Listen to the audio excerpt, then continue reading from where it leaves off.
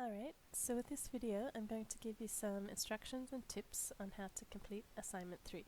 Assignment 3 focuses on two-way ANOVAs, and as per the handout for this assignment, I'll not be giving you the data in Excel this time. Instead, you're going to have to actually collect it via a website.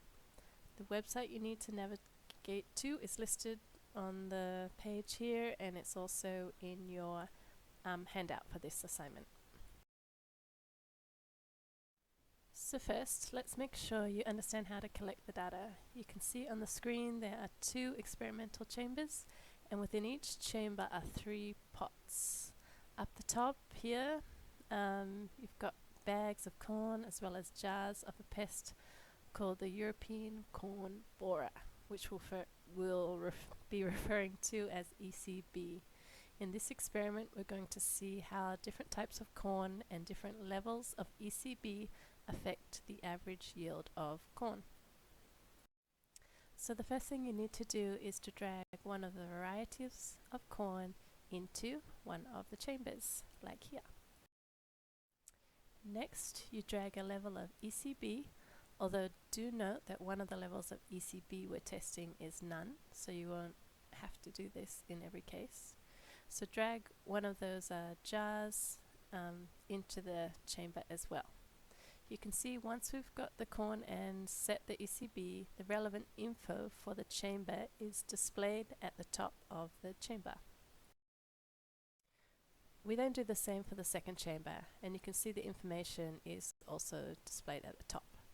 Now we are ready to go, so you hit the grow button and let your plants begin growing. As you can see, the corn has now grown under the given conditions that you set at the start. You can see that the corn in the chamber on the left seems to be doing pretty well. However, the corn in the chamber on the right did not do so well. Remember, however, that we gave this chamber a high level of ECB infestation, so these results are perhaps not surprising.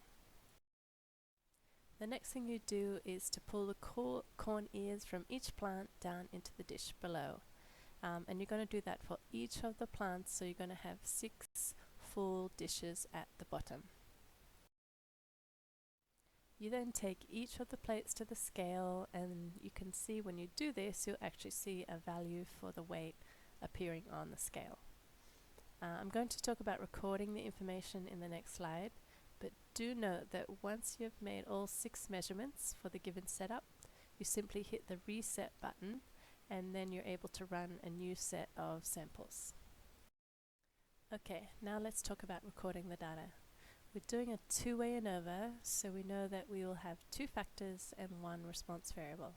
The 2 factors in this case are corn type and level of ECB. So when we set up our Excel sheet, we make 1 column for each of these factors. Our response variable is yield, so we have 1 column for these measurements as well. In our Excel sheet, we also need to set up 1 column for treatment, as we did in lab for our two-way ANOVA tests, as this will make it easy for us to quickly test for normality and equality of variance within our dataset. So this is how the columns of your Excel sheet should be set up. And when we've made all our measurements, the Excel sheet should look something like this. You can see that for each type of corn, the 3 different levels of ECB have been tested.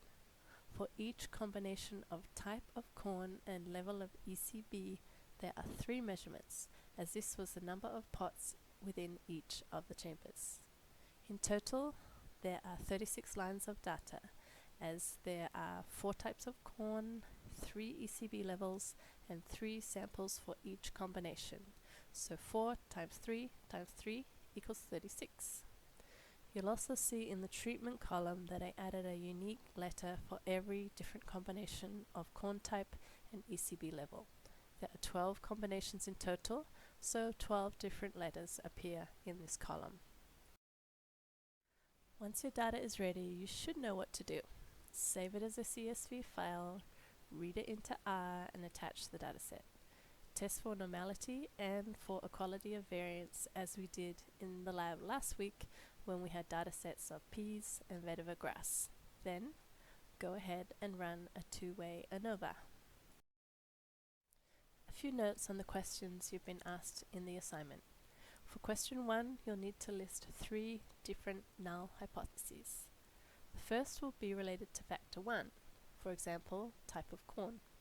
So the null hypothesis could be something along the lines of the average yield of corn for all different types of corn is equal.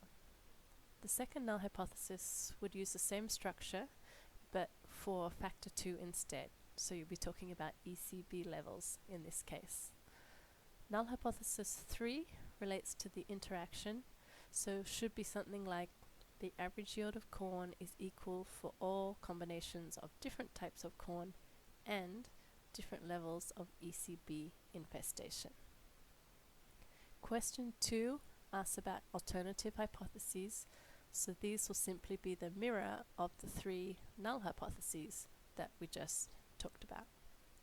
For question 6 in your assignment, I ask you to report the results of the post hoc Tukey tests. In terms of what I'd like to see here, please include all significant pairwise comparisons for the main effects, so type of corn and ECB level, and make sure to also list the relevant p-values. However, for the interactions, because there is a very long list, I'd just like you to tell me the number of interactions that are significant, as well as how you decided that they were significantly different from each other. Lastly, for question 7, I've asked you to create 2 versions of the same box plot. The box plot will be the one in which each of the 12 combinations, so 4 different types of corn and 3 different levels of ECB are shown.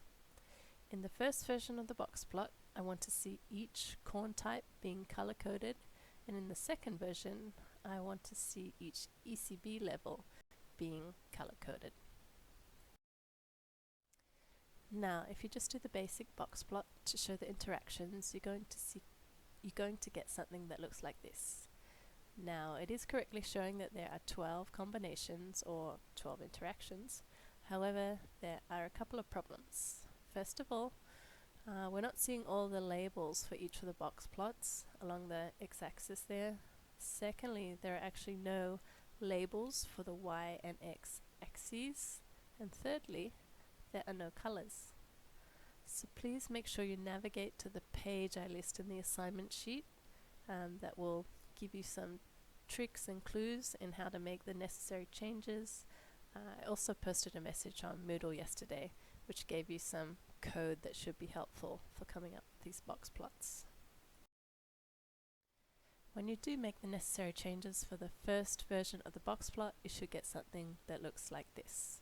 Interaction labels are all readable, axes have been added, and all corn types are the same color. So you can see BT123 are all the same color, BT456 are all the same color, etc. I hope these extra instructions are helpful for you. Best of luck with completing your assignment. Please feel free to send me an email or come by the office if you need additional help. Vanaka.